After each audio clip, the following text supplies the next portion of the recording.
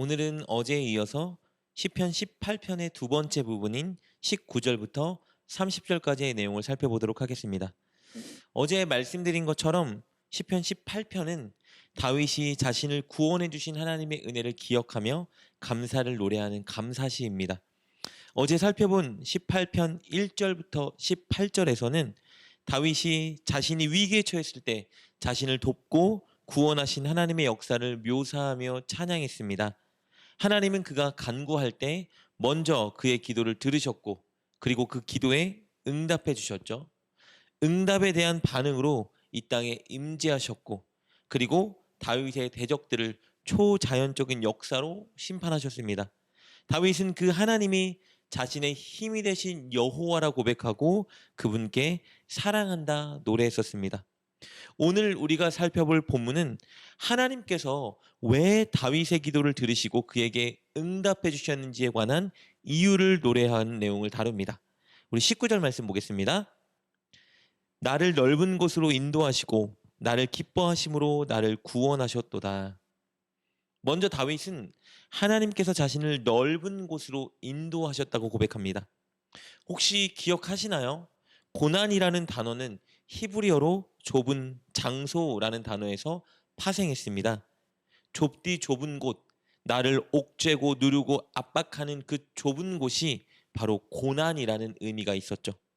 그렇다면 넓은 곳으로 인도해 주셨다는 것은 고난으로부터 해방시켜 주셨다는 의미입니다. 즉 구원해 주셨다는 의미죠. 우리가 방금 읽은 19절에서 다윗은 하나님께서 그를 넓은 곳으로 인도하셨다고 구원해 주셨다고 고백하고 있습니다. 그런데 더불어 19절에는요. 하나님께서 그를 구원해 주신 이유도 분명히 언급하고 있습니다. 다윗은 이렇게 말하고 있습니다. 나를 기뻐하심으로. 왜 하나님은 다윗의 기도를 들으시고 다윗의 기도에 응답해 주셔서 다윗을 구원하셨을까? 그 이유는요. 하나님께서 그를 기뻐하셨기 때문입니다. 여러분, 하나님은 우리 모두를 사랑하십니다. 믿으시죠? 우리 모두가 다 아는 진리입니다. 그런데 하나님이 우리 모두를 다 기뻐할까요? 우리 때문에 기쁘실까요? 그것은 사랑하는 것과는 조금 다른 문제입니다. 물론 오해하지 말아야 할 것은 하나님은 우리 존재 자체를 기뻐하십니다. 스바냐 3장 17절 말씀을 보면 하나님은 우리로 인하여 기쁨을 이기지 못한다고 말씀하고 있습니다. 그렇다면 하나님은 우리의 존재로 기뻐하시는 것은 분명하죠. 그런데 과연 우리의 행위와 우리의 모습을 기뻐하시는지 그것은 진지하게 생각해 보아야 합니다. 자녀를 향한 부모의 마음을 비유하면 조금 이해가 될 것 같아요. 부모는 자녀가 태어나기 전부터 자녀를 잉태한 순간부터 자녀를 너무 사랑하고 아낍니다. 그 존재만으로 기뻐하죠. 아이가 태어나면 그 아이의 얼굴만 보아도 얼마나 이쁜지 기뻐합니다. 그런데 그 아이가 자라고 성인이 되어 갈수록 그 자녀 때문에 늘 기쁜 것은 아닙니다. 자녀가 바르지 못한 길을 걸어간다면, 자녀가 망하는 길에 선다면, 자녀가 부모를 대적하고 부모를 미워하고 무시한다면 어찌 부모가 자녀로 인해 기쁠 수 있겠습니까? 부모는 커가는 자녀로 인해 기뻐할 때에는 그 자녀가 올바른 길을 가고 성공하는 길에 서고 부모를 공경하고 부모 말에 순종할 때입니다. 그때 부모가 기쁘지 않겠습니까?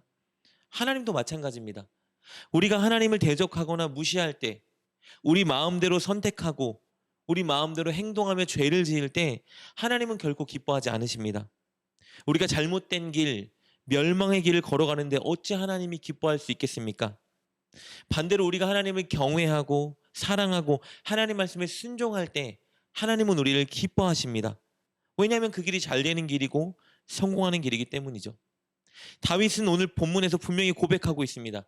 하나님이 나를 기뻐하심으로 나를 구원하셨도다. 그렇다면 하나님이 왜 다윗을 기뻐했을까요? 우리 20절 말씀 이렇게 기록되어 있습니다. 여호와께서 내 의를 따라 상 주시며 내 손의 깨끗함을 따라 내게 갚으셨으니. 뭐라고요? 내 의를 따라, 내 손의 깨끗함을 따라 내게 갚으셨다. 다윗은 의롭게 살았습니다. 그리고 깨끗하게 살았어요. 오해하지 말아야 할 것은요. 이런 그의 모습이 하나님 앞에서 완전 무결하다는 말은 아닙니다.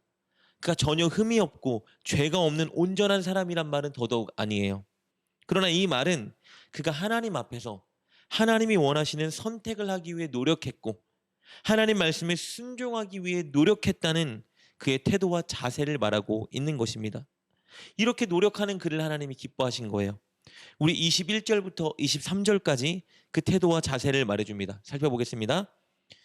이는 내가 여호와의 도를 지키고 악하게 내 하나님을 떠나지 아니하였으며 그의 모든 규례가 내 앞에 있고 내게서 그의 율례를 버리지 아니하였음이로다. 또한 나는 그의 앞에 완전하여 나의 죄악에서 스스로 자신을 지켰으니. 뭐라고 말합니까? 하나님의 말씀과 규례를 내 앞에 두고 그것을 버리거나 떠나지 않았다고 고백하고 있죠. 그리고 말씀대로 살기 위해 노력했다고 고백하고 있습니다. 그래서 하나님이 그를 기뻐하신 겁니다. 왜냐하면 다윗의 그 노력은 무엇을 증명하는 것이냐 하면 그가 하나님을 경외하고 그가 하나님을 사랑한다는 것을 증명하기 때문입니다. 그러나 하나님은 다윗만 편애하신 게 아니에요. 하나님의 말씀에 순종하고 따르는 모든 자를 하나님은 기뻐하시고 구원하는 분입니다. 반대로 악한 자는 심판하는 하나님이십니다. 25절, 26절 말씀입니다. 자비로운 자에게는 주의 자비로우심을 나타내시며 완전한 자에게는 주의 완전하심을 보이시며 깨끗한 자에게는 주의 깨끗함을 보이시며 사악한 자에게는 주의 거스리심을 보이시니니. 이렇게 다윗은 하나님을 경외하고 사랑하여 늘 하나님의 말씀을 지키기 위해 노력한 겁니다. 그리고 하나님은 말씀에 약속한 대로 다윗에게 구원과 승리를 주신 거예요. 그래서 다윗은 이렇게 찬양합니다. 하나님의 말씀은 진짜 완전하고 순수하고 신실합니다. 하나님 말씀에 있는 대로 하나님이 역사하셨군요. 우리 30절 말씀입니다. 하나님의 도는 완전하고 여호와의 말씀은 순수하니 그는 자기에게 피하는 모든 자의 방패시로다. 사랑하는 여러분, 단순히 하나님께서 우리를 사랑한다는 그 사실만으로 만족하면 안 됩니다. 우리는 더 나아가서 하나님이 우리로 인해 기뻐하실 수 있도록, 우리 때문에 하나님이 기뻐할 수 있도록 만드는 그 자리에 서기 위해 노력해야 됩니다. 단순히 나의 힘이 되신 여호와여 내가 주님을 사랑합니다, 이 고백이 우리의 감정이나 목소리에서만 그치는 것이 아니라 우리의 행동과 삶으로 메아리쳤으면 좋겠습니다. 다윗처럼 늘 하나님의 말씀을 우리 앞에 두고 그 말씀을 결코 떠나지 않고 늘 묵상하고 읽고 실천하고 살아냄으로써 진정 우리가 하나님을 사랑하고 있다는 것을 증명할 수 있었으면 좋겠습니다. 그렇게 진정 하나님을 기쁘게 만드는 우리가 되었으면 좋겠습니다. 오늘 하루 하나님을 기쁘게 하기 위해 하나님이 가르쳐 주신 가치관과 말씀대로 선택하고 행동하고 실천하는 여러분 되시길 주님의 이름으로 축복합니다. 기도하겠습니다. 나의 힘이 되신 여호와여 내가 주를 사랑합니다.